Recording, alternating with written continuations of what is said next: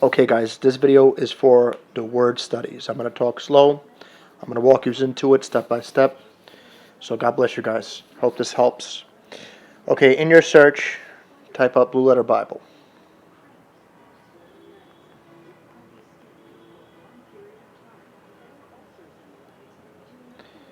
Okay, go to Blue Letter Bible. And I like to use the website. Don't use the download. Don't download the app. The website's better. The app is limited.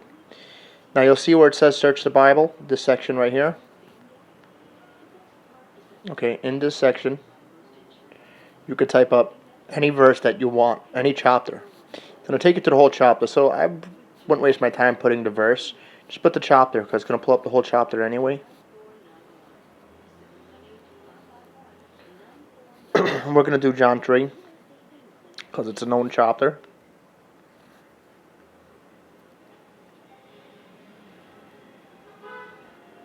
Another thing I recommend is, if you go and scroll all the way to the bottom, you'll see View Desktop. I like to click the View Desktop mode, and get it off of that mobile look. So whichever one works for you. I think the way that it's on right now is already fitted that way, the way I use it, so it's fine. Okay, we're going to go to a familiar verse, John 3:16. Now, right here on the left side, you'll notice it says Tools. On each verse, that is the key. When you click that, it's going to open up just a bunch of useful stuff. So let's click that.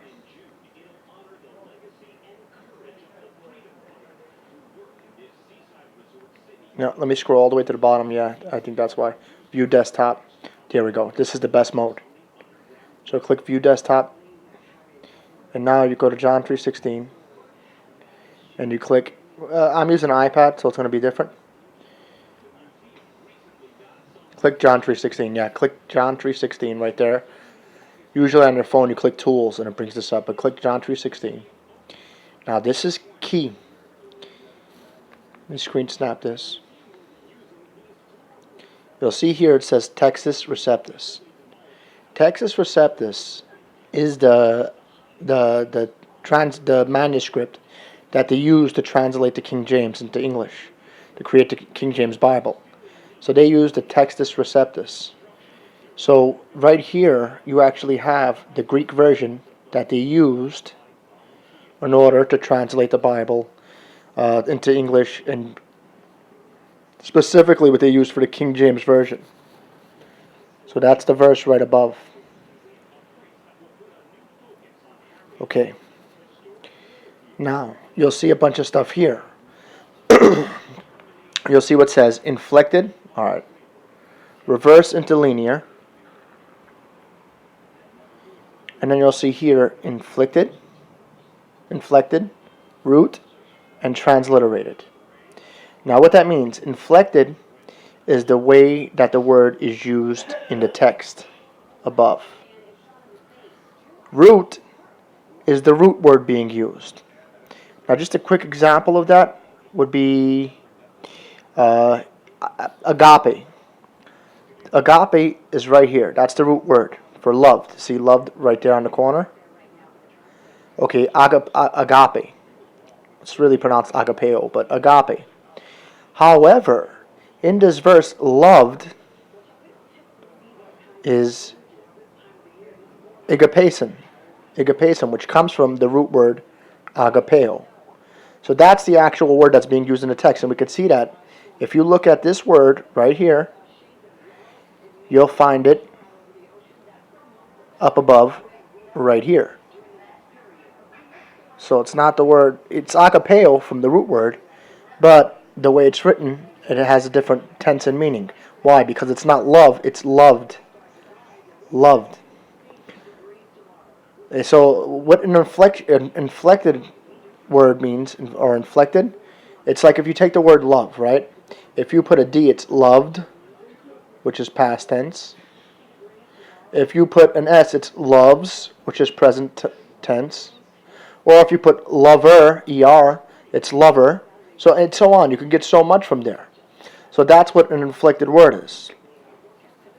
And transliterated means because it's translated on the bottom into English, how to pronounce it. Agapeo. See? Agapeo right there. So that's what transliterated means. Each 1, 2, 1, 1, 2, and 3. So you have inflected, root, transliterated. Another thing you'll notice here is interlinear. Interlinear. Interlinear, if you click it, let's go back to the screen. If you click interlinear, it brings up the Greek version, the entire Greek version. Now it's not, and then English comes second. So it brings it up from the Greek version as the main source. Now, let's go back to reverse interlinear. And we're going to look up the word, just for example, world. The word world.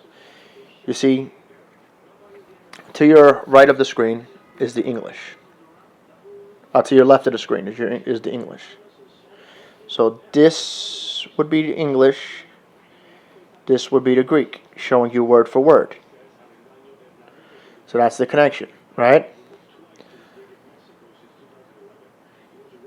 Now moving on. If we click down, for God so loved the world. We're going to stop here on world. Now, if you click the Strong's number, right here on each word is a Strong's number. Strong's number. You click on these Strong's numbers, and they'll bring up the word and its meaning. So that's what we're going to do. We're going to click up the number.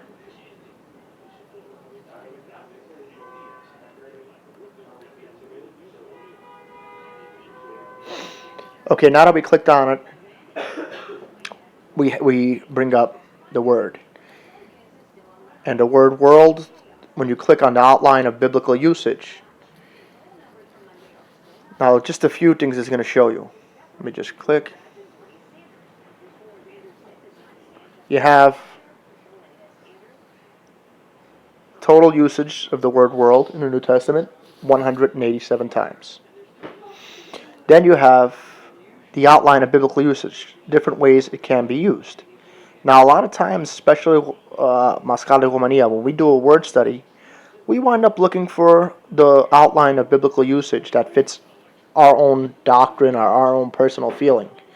However, you don't want to use the word love when the text actually meant loved or loves or lover and so on. So, same with the word world. I mean, it could have different contexts. World could be talking about the circle of the earth. It could be talking about four corners of the earth, and so on. So that's very, very key. Now it comes from the Greek word cosmos. So up above, you get the English word cosmos. And then if you click right here, you'll get how to pronounce it, how it's pronounced. Now on the bottom, remember this is going to be very important to your word study. Very, very crucial. These are the different inflections. Now an inflection is when you add something, remember what I said, to the end of the word, like love. If you add an S, it's loves. If you add a D, it's loved. If you add an ER, it's lover. Well, look at this. You see these letters? We're going to look at each one. This is the Greek letter kappa. Kappa. This is omnicron. This is their O. Omnicron. This is sigma. Mu.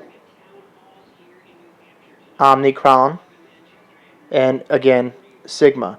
A sigma looks like a hook when it's the last letter of a word. So this is a sigma, but when it's the last letter of the word, it looks like a hook. So if like you say something like agapes with an S, it will look like this. Now again, this letter is equivalent to RK This is equivalent to RO. This is equivalent to RS. This is equivalent to RM. And I'm going to say it again because let me just delete all this because it's a little sloppy. This is equivalent to RK, RO, RS, RM, RO, and RS. That's why you got the Greek word cosmos. Okay, now which word is being used? How is it being used? This is the key. A lot of times we want to figure out how it's being used and how to do a proper word study. You don't want to pick all of these. So what we do is go back, click the back.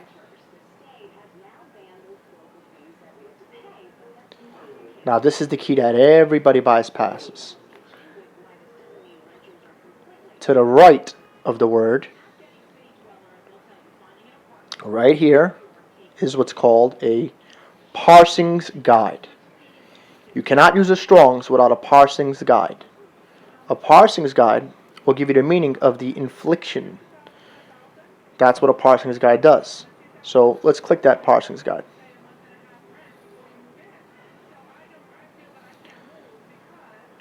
A parsing's guide tells us that this verb is the inflected word cosmon. That's equivalent to RN. That's why it's cosmon instead of cosmos. And it is a noun. It's in the accusative case. See, Greek word, the inflection. Greek words have case, number, and gender. It's singular and masculine gender.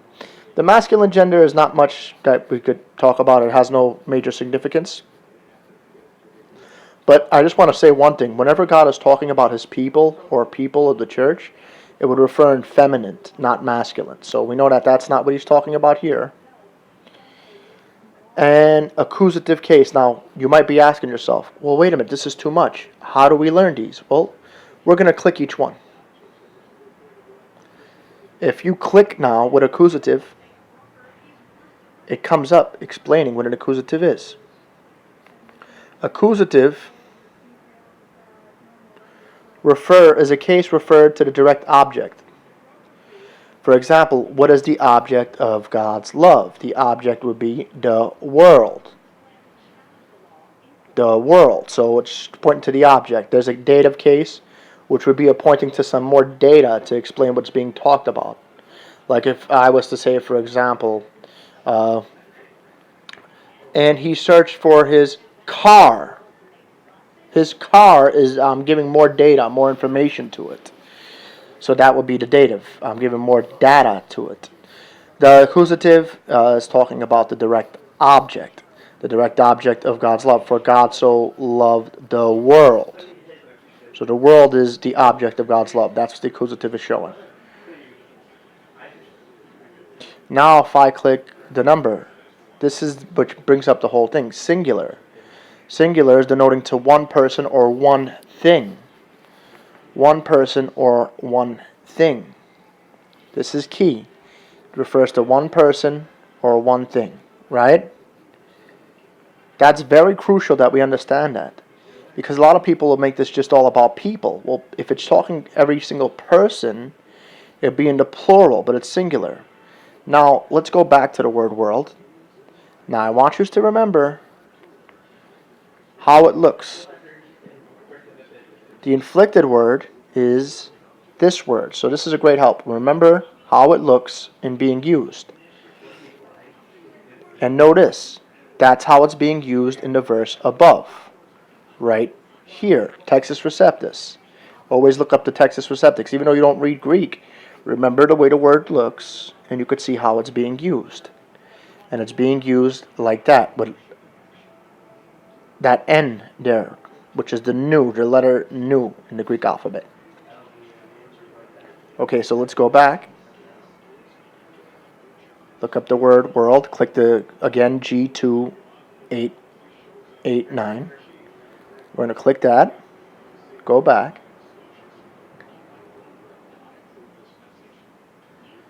And now, remember I said how important this section was? This inflection section? Well, this inflection section is showing you how many times was it used. The way it's used in John 3:16 was 45 times. Or how many times it was used as cosmoo, or cosmoo, or cosmos. You see, on the bottom is the different ways it's being used. So we're going to look at the way it's being used in John 3:16 where it says 45 times. Let's click that.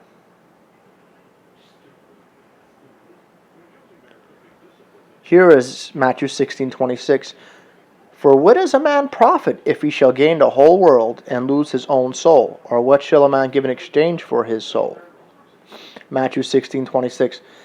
It can't be being used in the sense of every single person because, that wouldn't make sense. Let's read it again. For what is a profit if a man shall gain every single person and lose his own soul? That makes no sense.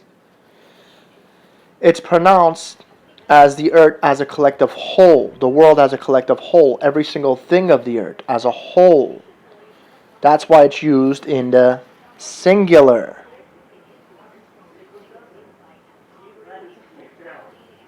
If you go a little lower, let's just look up a little more. John 1:9.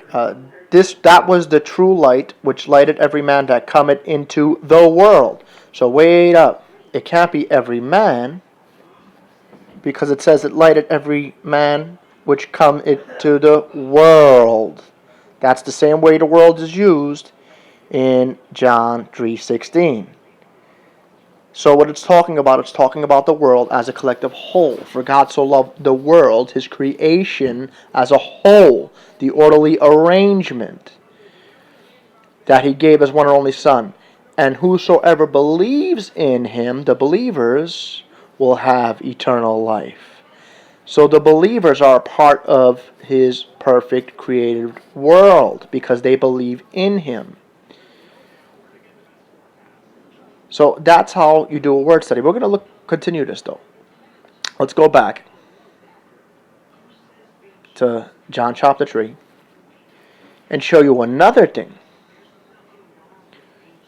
I want to look at two other words.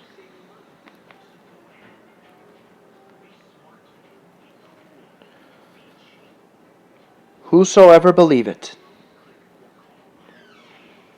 That is pas pistio.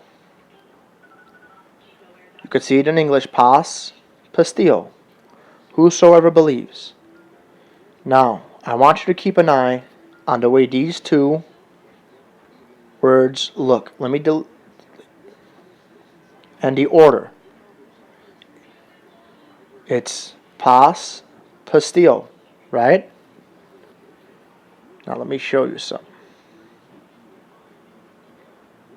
Let's go up to John 3:16 and see if that's exactly what it says.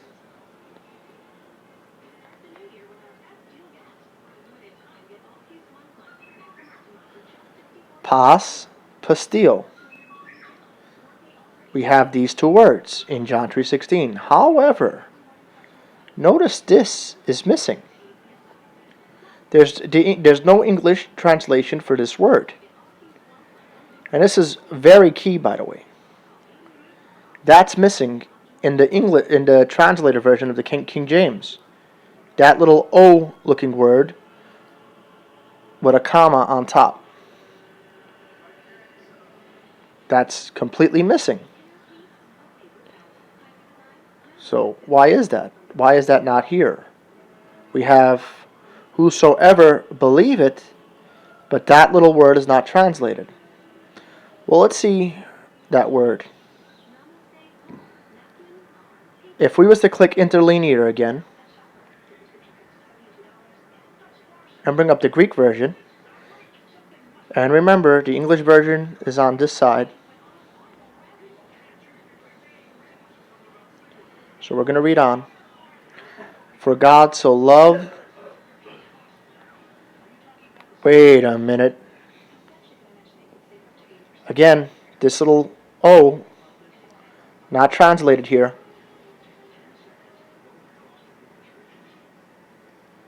For God so loved the world that, we're going to go back to the pastio. Okay, here we go. Whosoever believe it. And again, this word not translated. So they're skipping a word in the English version. Let's see what this word is. We're going to click the G588 on this word.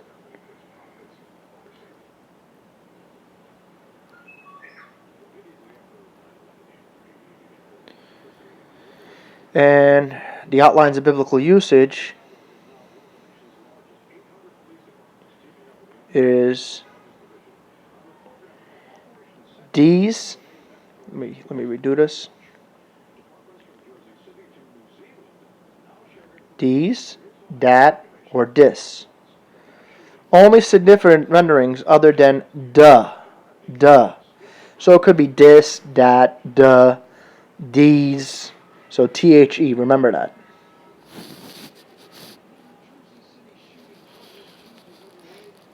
It is the Greek word used for these, that, and it is pronounced ho. What's ho right there? Let's go back to the text. So remember, it's these, that. So John 3:16. Let's click back, reverse interlinear. Is Strong's G 3779. Hutos. Thayer's Lexicon. Huto. I clicked that by mistake. I apologize, guys. Strong's G. Okay, let's get back. So again, I apologize. I clicked that by mistake. Sorry for the interruption. That's if you want to learn the word, you click on the side of it. Okay, whosoever believe it. Whosoever believe it. Remember, the word whole is missing in the English. So it's pastio, right? But in the middle is supposed to be the word ho, which is these, that, the. So let's go back up and read it as a whole, the verse.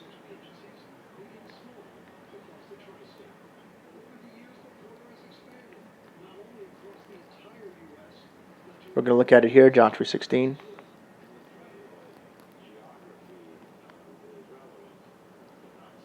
For God so loved the world that he gave his only begotten Son, that whosoever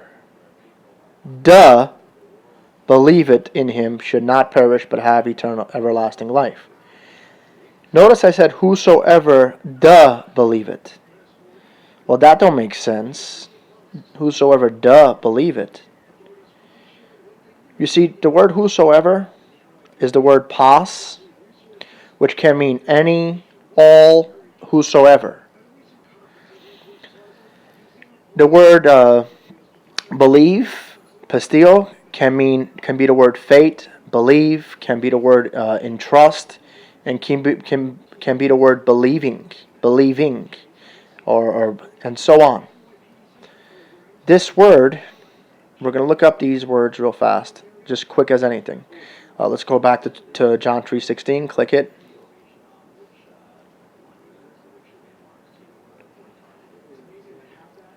Okay, click up the Parsons Guide on Believe It.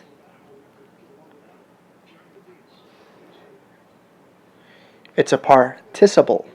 Participles means that the word ends with either the ing sound like ing or id sound like did, or believed or believing. So the proper word will be believing.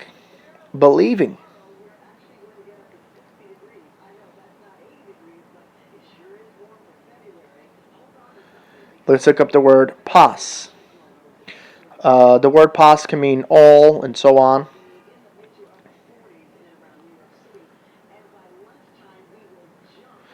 It's an adjective, nominative sense.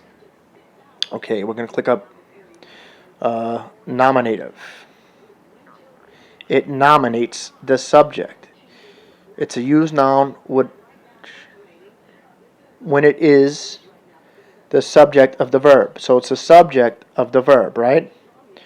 The verb is believing. So all the ones that are believing is the ones that are saved. Not every single person, as everybody tries to make it. So the proper rendering of John 3:16, because whosoever believing makes no sense.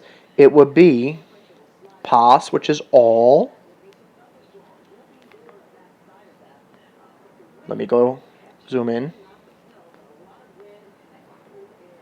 Pas, which is all. De, believing. Or, even better, would be all the believers. So for God so loved the world, that he gave his only begotten Son, that all the believers shall not perish, but have everlasting life. That would be the proper rendering of John 3:16. The reason why they used whosoever in the 1611 King James Version was because whosoever at that time was an exclusive word. It's like if I was to ask whosoever is 5'9", or if you're a nerd like me, the movie Thor, whosoever is able to lift the Mjolnir, his hammer, is worthy to possess the power of Thor. Not everybody is worthy, and that's was the proper understanding. Today, whosoever became a universal word, used for anybody. Another verse, and then we'll finish, is Hebrews 10. Hebrews 10.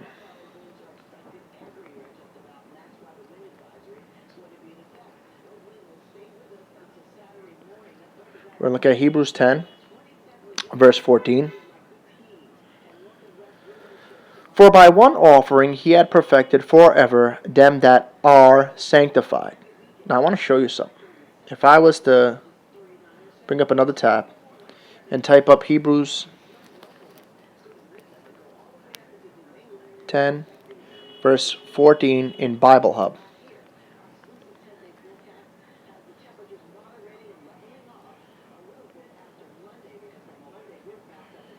Okay, let's click it.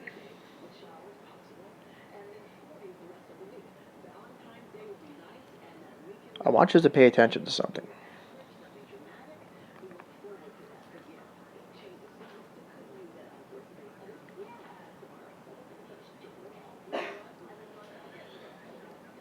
Okay, English Standard says those who are being sanctified, right? King James Version says those that are sanctified.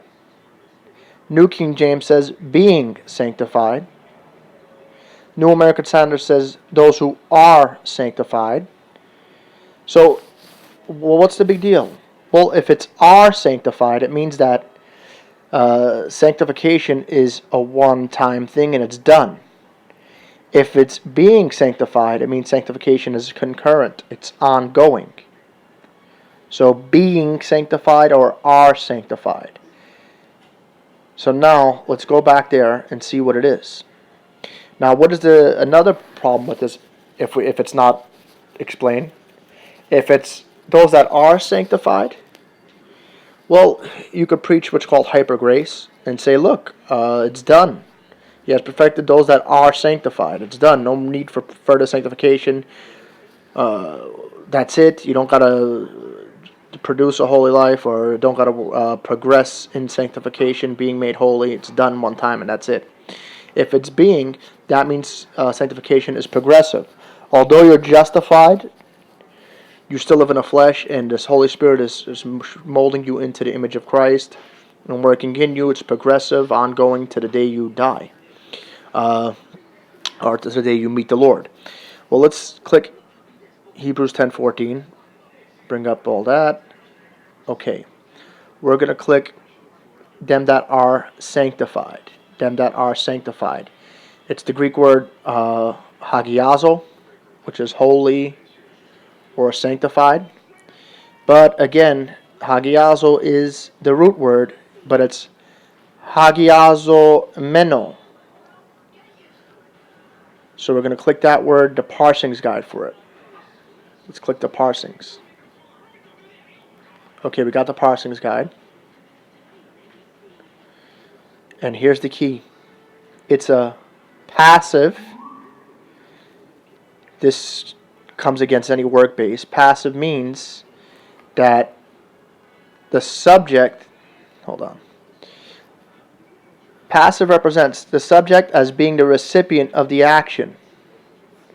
In other words, those that are sanctified or receiving the action by the work of another. That's the work of God. So you don't sanctify yourself to get saved or remain saved forever.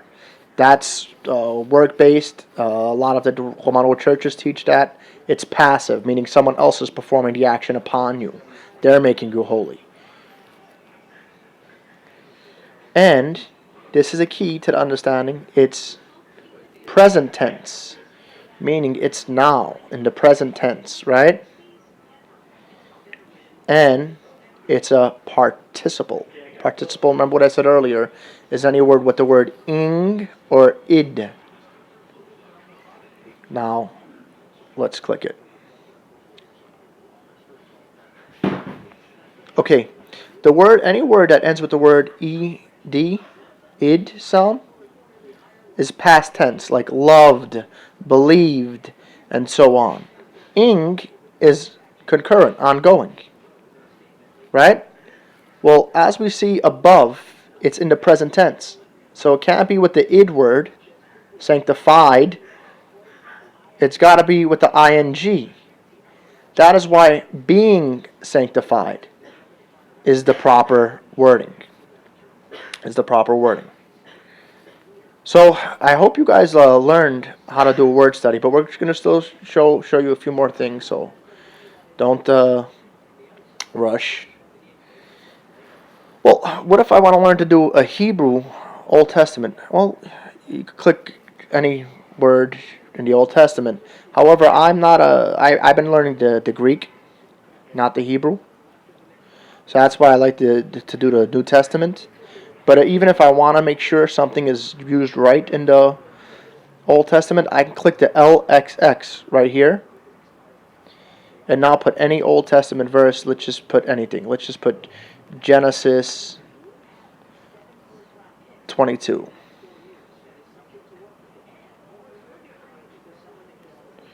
And now I got the Old Testament in Greek.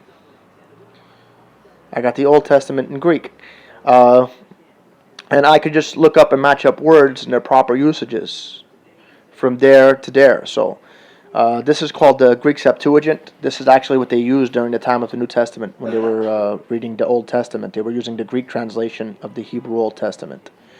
So that's what I use. But I don't even use Blue Letter Bible, me personally. I have an app called eSword, and it brings up everything that I want. And on the side of it, it brings up all the tenses. So I don't even use that. The last thing I'm going to show you is two websites. I want you to take a picture of your screen. Take a picture of these two websites. Notice one is nouns and one is verbs. Now watch how key this is. What these are is two awesome websites. If I click the one for verbs, it explains all the declensions in a verb being an action. It actually helps you explain what a verb is even. It'll show you the persons, first person, second person, third person. It'll show you the number of verbs and so on. It'll show you the different voices and explain what is a passive voice. An active voice, that means the one that's doing the action. A passive voice, the one that's receiving the action is receiving it by another. Middle voice means the one that's the performer action is acting upon himself. It's acting upon himself. and so on. So this will tell you everything connected to the verbs, all the case, moods, and so on. And then if you click the one for the nouns, you get it explaining all the differences of the nouns: the nominative case, genitive case, dative case, accusative, and so on. You can click any one of them, and it'll explain the meaning. So that's very useful. I'm going to go back to that image, take a picture, so you have the website. So with that in mind, I pray that this